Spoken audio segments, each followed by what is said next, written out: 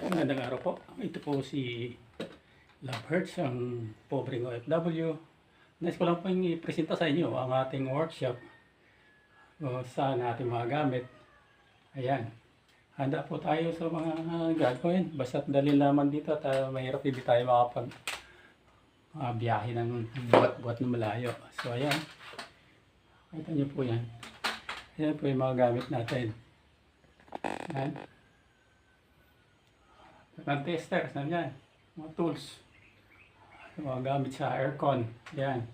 Electronics. Meron din tayong yung dati pa na hindi pa usong wifi cable tester na pang computer at crimping tools. So, kasi nakalang po sa inyo mga gadget ay mga ginawa ko nakarang araw. So, pang troubleshoot. Meron din po tayo na pang motor control at pwede pang mga sa madalas sa brownout sa mga bahay-bahay na mga bikaya yan para hindi nasira agad ang mga gamit. At meron tayong sa industrial control na pang aircon na malaki. Ayan. Ayan po. Ayan, mga motor na kinokontrol ng aircon. Tubig.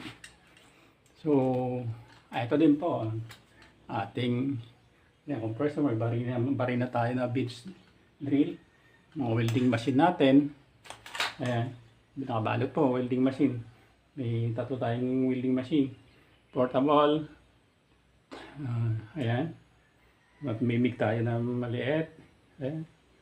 Meron din tayo ng stainless welding, nakabalot. At meron tayong gas welding. Ito.